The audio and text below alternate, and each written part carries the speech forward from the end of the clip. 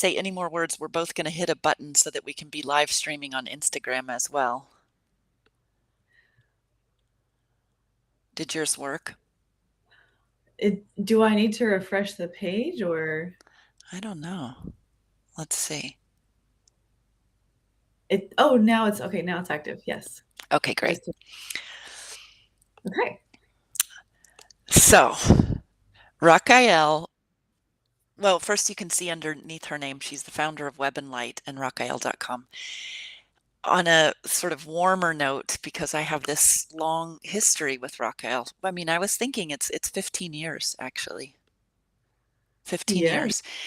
And she's a fellow colleague, someone who has a background in Chinese medicine, a background being in the healing arts. And she and I have a lot of similarities, even though we're also quite different. And the similarities are that, this one feels really relevant to our conversation today, which is that we both have allowed ourselves to transform in public. Meaning, as we've gone through the iterations of ourself and changed our business and changed what we've done it very publicly.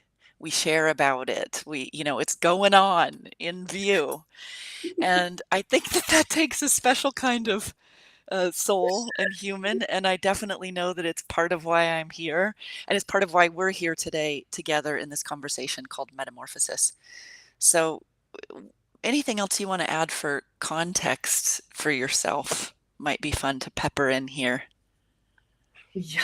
I mean, yeah, just yeah, transforming in front of others, in front of your community, and the the stories that come inside our heads of like, oh, people aren't going to get it, people aren't going to understand, but it and having to like really like live into this is my truth right now. And yeah, it's definitely not for the faint of heart. Yeah, yeah, going from acupuncture to like online spiritual business advisor to Lemurian priestess, sound healer, astrologer, human design.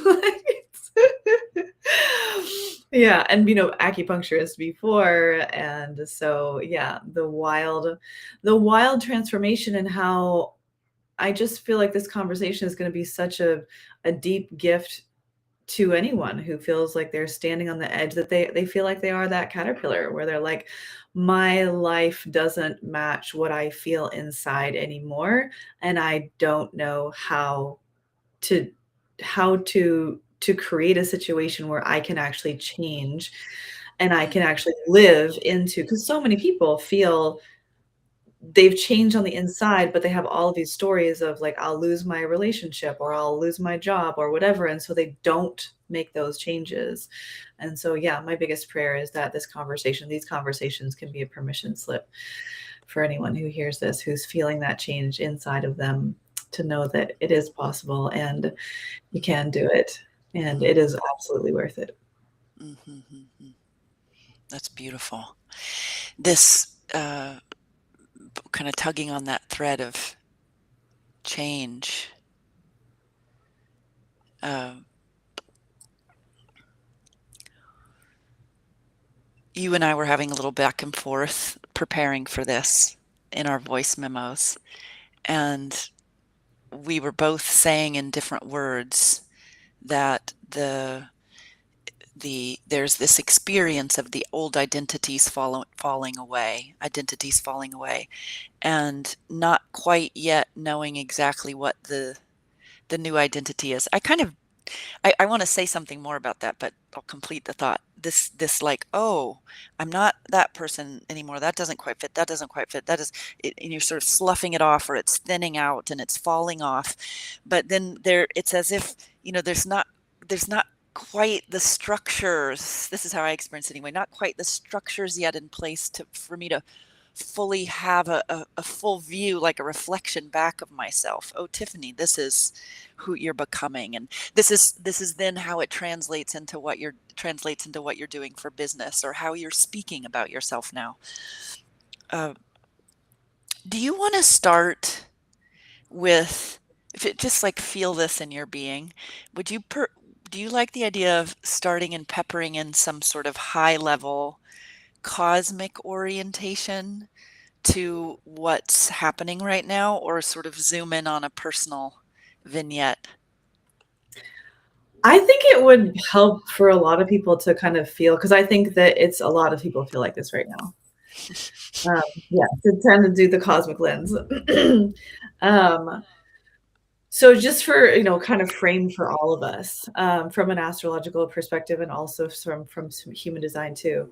Um, we've had the outer planets changing signs over the last several years.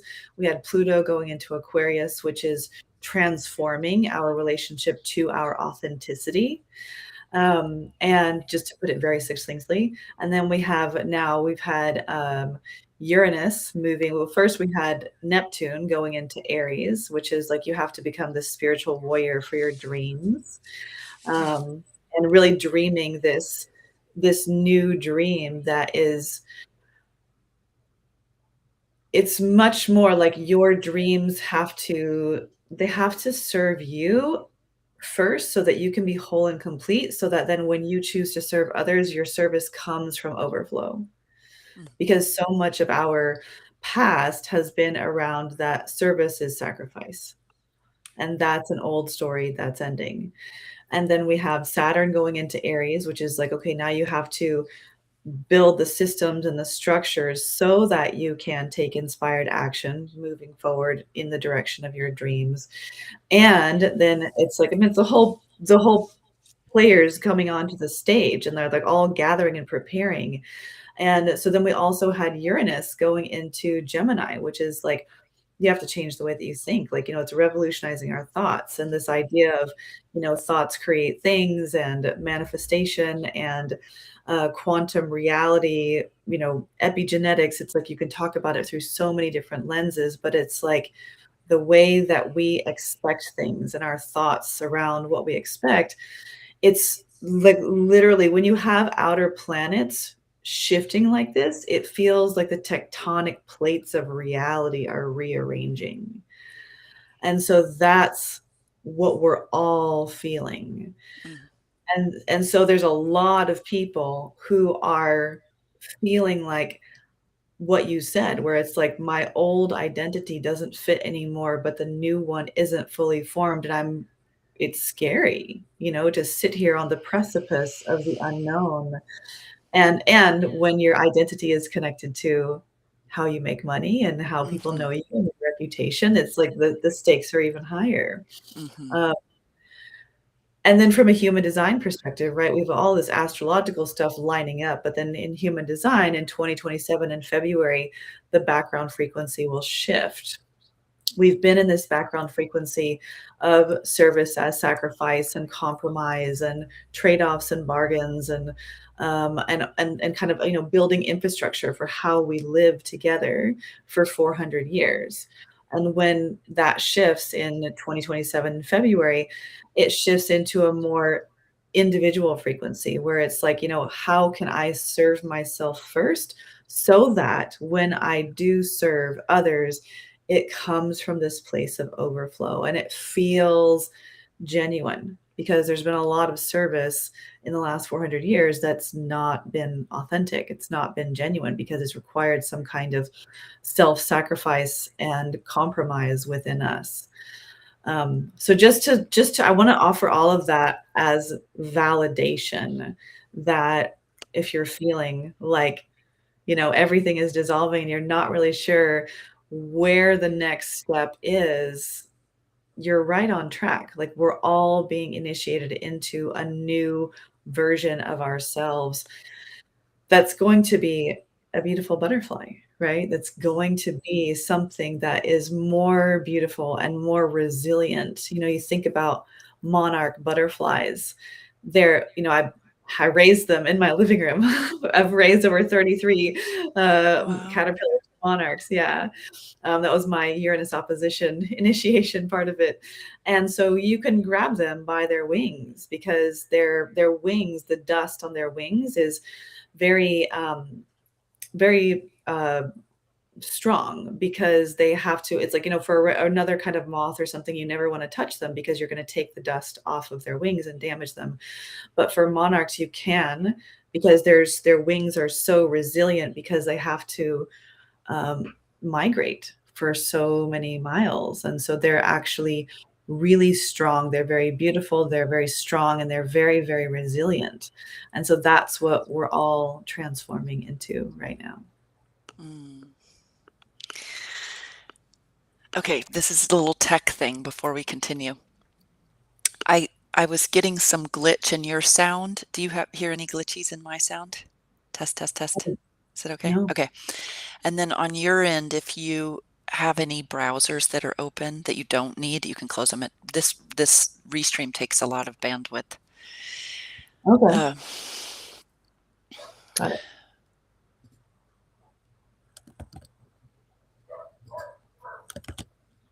yeah, I really appreciate all of that for context and for understanding. And even though I'm not an astrologer and I don't pay super close attention, whenever I have humans like you in my life who do share things, I'm like, oh yeah, well that makes sense. That's it basically validates what I've been in contemplation with and what I've been feeling.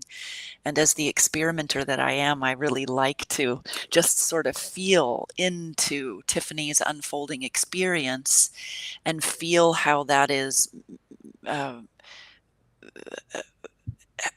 in essence, how I'm witnessing it around me, that it's not just a personal phenomena, that it's a bigger phenomena than just me. Even though everybody's having their own personal experience of it, it's very not personal what's going on. And I think that as a foundation is like a big breath of fresh air. Because if you don't have what we could maybe call an impersonal or a cosmic view of what's happening, then it just feels like a personal failing.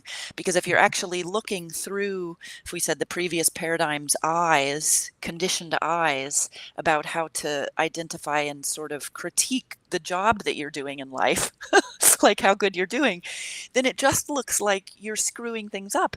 And even I've had a number of people that I've worked with that then how they've interpreted even manifestation teachings, it comes to a place where then they're actually experiencing a kind of self-flagellation because what they're wanting and have been wanting hasn't manifested yet, and so they must be doing something wrong, and so they've got to figure out what's wrong.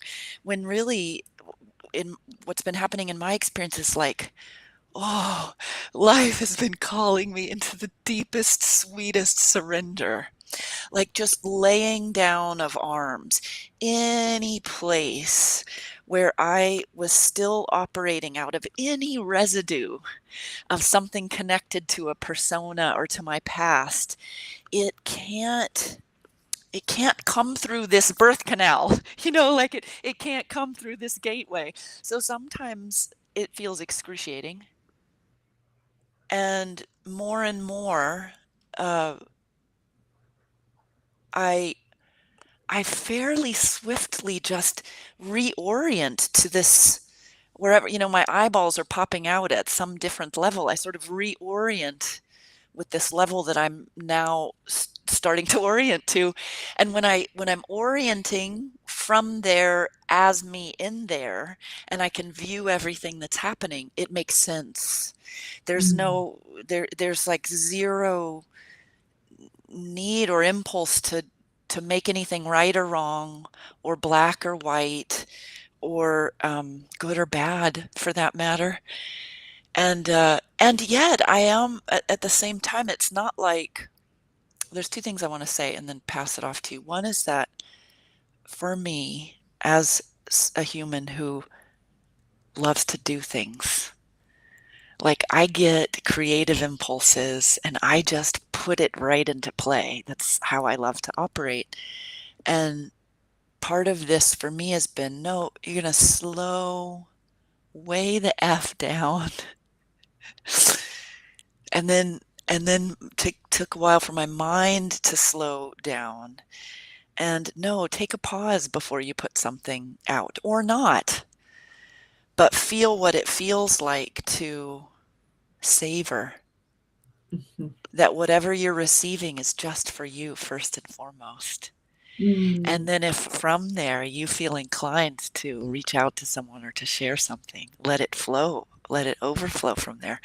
That's been a real shift that is I'm finding incredibly nourishing. Mm. Mhm, mhm, mhm. I love that. Mm, Yeah.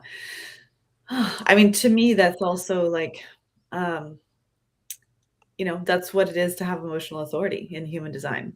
mm, It's to be in the savoring is actually like a word that we use when you have emotional authority, that it's like, you know, processing with something, sitting with it, savoring it, really, yeah, really kind of receiving it and allowing it to gestate before you just put it out. Um, mm. yeah, yeah. Oh, connected to that, this was what I sticky noted earlier from something you said, which is about we were talking about the identities thinning and not yet knowing who you're becoming. That's all true. And there is this sort of fierce knowing that Mm, is growing in me like a bear growl. And it's that I am creative essence unfolding. I mhm, am creative essence unfolding, and it might take the shape of this in this moment or the shape of this in the next moment. I might be doing this for some months or this for some months, but I am none of my titles, even though mhm, I am my titles. But first and foremost, I'm creative essence unfolding, who happens to have titles. mhm. And that this sort of orientation for me has been serving me really well through some times that have brought up some terror, like you've talked about. I call it the terror of the pioneer. Being on the leading edge. You don't re- Mhm. it's not charted territory. You don't really know exactly. Nobody's giving you the roadmap. Who knows what's there? Good Lord. Totally, absolutely, absolutely, and I mean, yeah, especially when it's like we were talking about that it's like, I think so many people feel this, internally, and then when you are, visible, in front of other people and you're sharing yourself and your life on the internet, it's like it ups the stakes even more because it really is like, are people gonna think I'm losing it? Are people gonna think I'm unstable or unreliable or somehow, like, out of integrity? And Mm, it's like, no, actually being present to the shifts and the changes and being on the leading edge of the evolution of our most authentic expression, mm, that is the highest integrity that you can be, where it's like to feel something shifting and changing inside of you, and there comes a point, and I think this is the edge that a lot of people ride, is that there comes a point where you feel so much shifting and changing inside of you that when you don't communicate that, whether that's to your spouse or to, your partner or to your community, to your clients, to whoever, to your family, that it's like there comes a place where you've changed so much inside, and you not naming it outwardly mm, becomes a breach of integrity. exactly. And that the scary part is to say, this who I have been isn't the most authentic version of me now, and I don't know who or what is the most authentic version that's coming in, Mm, but it's just like I'm in the mush phase of the caterpillar. mhm, mhm, And the old identity has dissolved, but I'm not sure of, I know something good is coming, and that's that, like, fierce growl, right? Is the mhm, the knowing of the monarch, and the mm, the metaphor here too, it's not lost on me that the monarch is the butterfly, but also the monarch is the sovereign. mm, mm. And so as we, or, the king or the queen is like, as we Mm, when we step into our most authentic version of ourselves, we do become sovereign mm, in our lives. mm. I wanna speak to that actually, it's 'cause it's really powerful, and right now, this month in the Lumina Guild, the facet that we're in contemplation with is the facet of agency, which is Mm, also, the way we're orienting around it is sovereignty is another word that we use, and there's something. Have you heard of the pre-trans fallacy? mm, So, the pre-trans fallacy is basically that, when a child is young and they're innocence, pure innocence, you can say that that's really knowing who you are, just pure innocence and creative essence arising without all of the conditioning. And then, we get conditioned when we experience traumatic events and we get all of our baggage, and then there's the process of starting to feel impacted by that, and then some choose to take it on in their life to transform it more actively or more consciously, we could say. And so then when one comes to a point on their own evolutionary journey where they're actually focusing their will aligned with the will of heaven or the will of higher self to choose to focus themselves into being who they always have been, which is actually another way of describing the process that you just described, then a pre-trans fallacy would be equating that innocence with the innocence that can come over here when you're choosing with sovereignty or authentic allowance. Uh, but they're not the same, even though they can have a similar vibratory impact. They're not the same because over here, because you've gone through everything you've gone through and you've now chosen this. And so through the choosing, that is what actually creates the sovereignty. When you're choosing to do what you just described, where you're going, I mean, I just have been going through this like crazy. Like, actually, I'm not going to be doing that anymore. I know that I said that I was going to be doing it and I really meant it when it happened. It's not the right thing anymore. And just having honest conversations with people about that. And that choice, because if I don't do it, something's off inside of me and I'm pretending on some level, which I just cannot it's like getting a virus on my computer. It's corrupting to my circuitry. So then I do it. I'm focusing my will. I'm sort of jumping off a into the abyss, uh, and that's how I become mhm, it mhm, like that's actually sort of the nuts and bolts of how it happens in day-to-day life for real, not just as a word. mhm. Absolutely, absolutely. And I think I wanna bring in this aspect too, because we talked about this before, but I really wanna just name that this is something that happens for women, for everyone moving through midlife, Mhm. but especially for women moving through midlife. Mhm. So it's, astrologically, we can say that we go through this initiation called the Uranus opposition.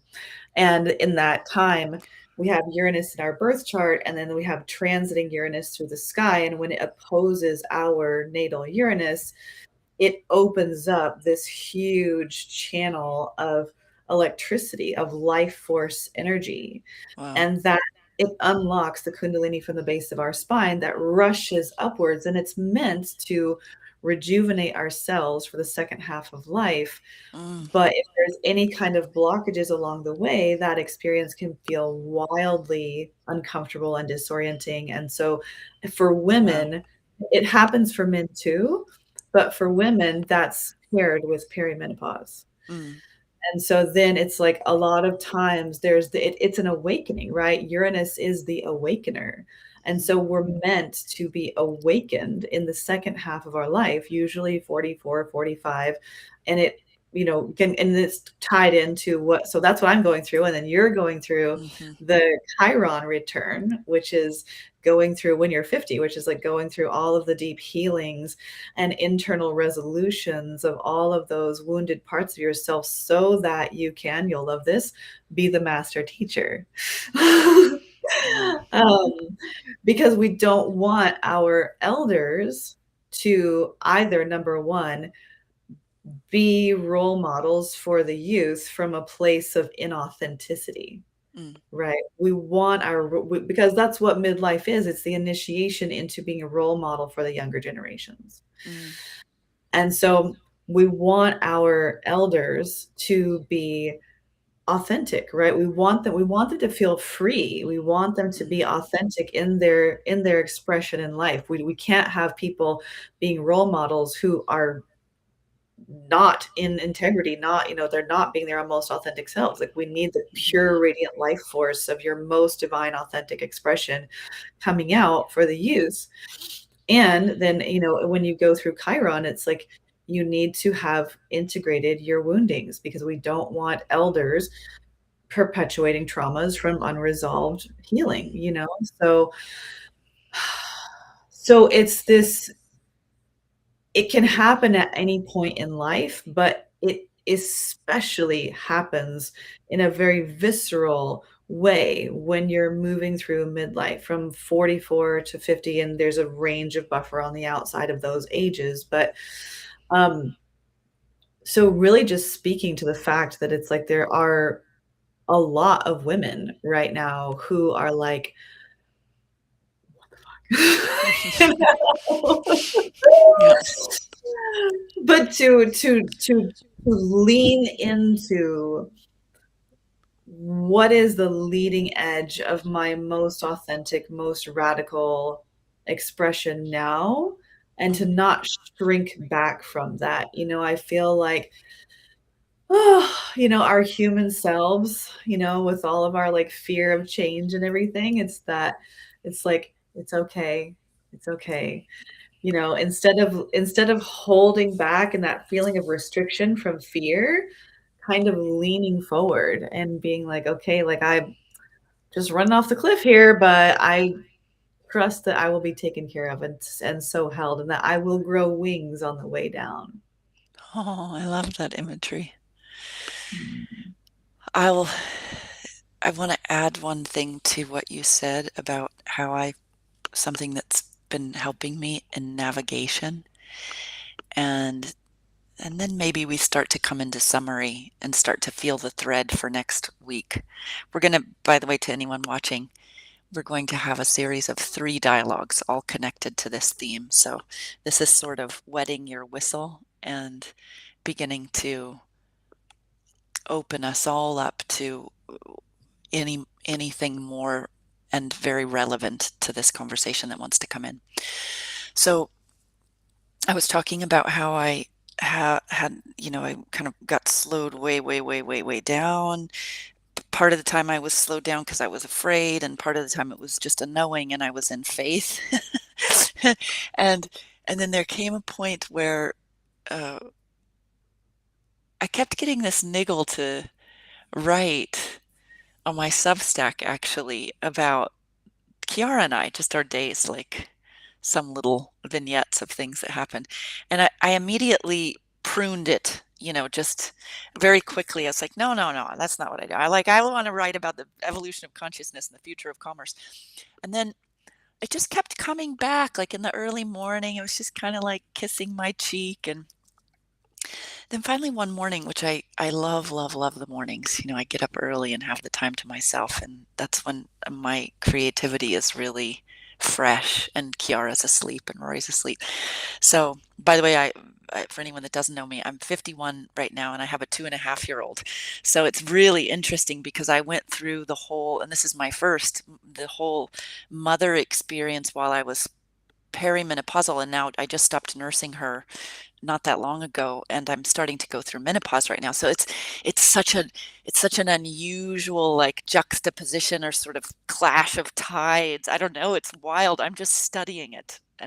And so these stories were coming in relationship to the study of it, and so I started just writing and posting, just writing and posting and writing and posting, and it felt so good and so enlivening, and it has nothing to do with my revenue flow.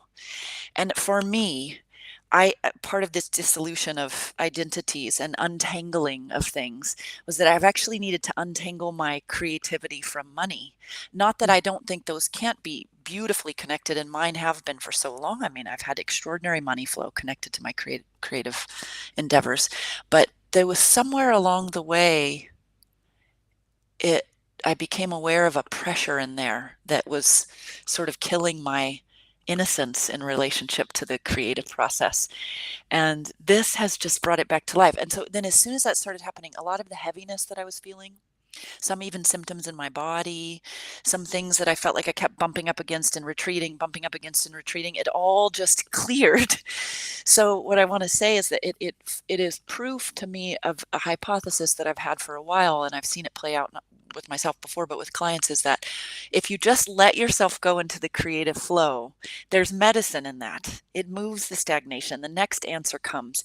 You can't sit there and think about what needs to change or worry about what you're stuck on or whatever and actually have things change. You have to get into the flow and hopefully, the most fun, delightful, easeful way possible. And then shit just moves. It really, Mhm, really does. mhm. I mean, this is what this is what I used to teach about in the energetics of Instagram, like back in the day. Was like my second like really big online course was the energetics of Instagram.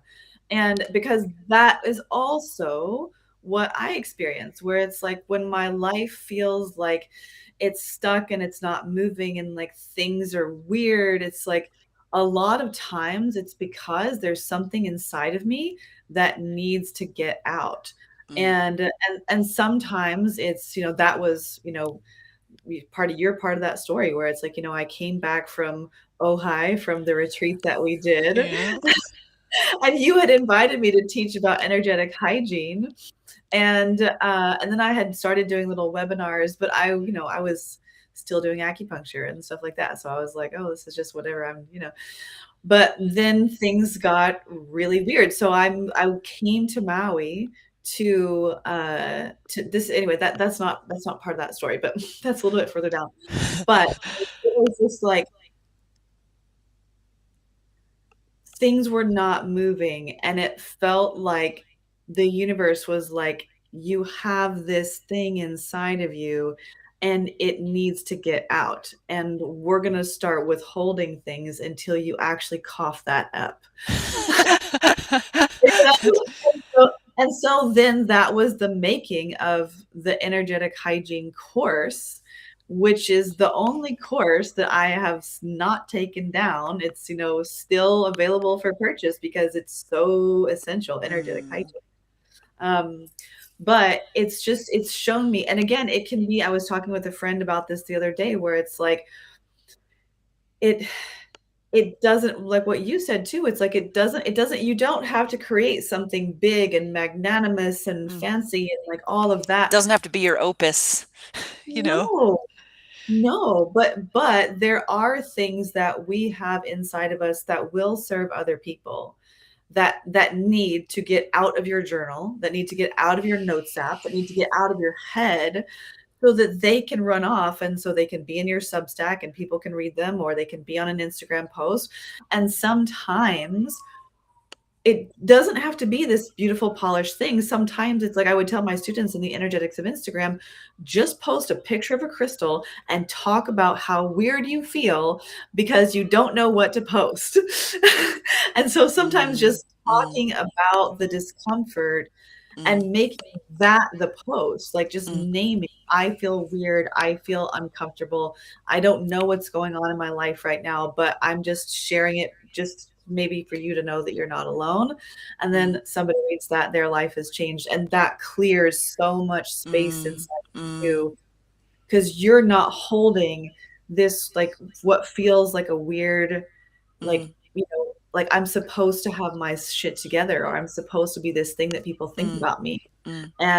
And I just feel like I'm in the mush phase of the caterpillar. And so Mm. sometimes just making a post about that, about, or just like the simple things of the day to day that seem insignificant, but are actually things that are so helpful for others, and to get our ego out of the way in order to be able to just allow our essence of who we truly are to be of service without any kind of fanfare. Mhm. Yeah, and be in circulation. It circulates energy. Okay, beautiful. Is there anything that you want to say about you or offerings, or we didn't talk about this before, but if there's anything you want to say kind of in closing, and also I have the show notes that I'll copy and paste that you gave me. Yeah. So if you want to learn more about me and my things, um, on my website is rakaiel.com, and it's here Rakaiel. And on Instagram, I am Rakaiel. That's I am Rakaiel. And I do astrology, human design, and I work with the gene keys as well. And I'm also a sound healer and so many other things, Mm, working with past lives in the Lemurian school for many, many years. Um, mm, we just closed the enrollment for my signature astrology course, Astro Empowerment. And if you're seeing this at any time and you would like to join that, just send me an email and let me know, and we can make a special discount for you. mm. Um, And, we just started module 2 now, but it's a go at your own pace, so you can join at any time. Oh, Um, yeah, and so I also do sessions and, have many other variety of different courses, and they're all available on my website, rakaiel.com. I love your website, by the way. You're just on it recently. Okay, Aw. and then I'm gonna. I think there's a way. I'm just putting something into the chat.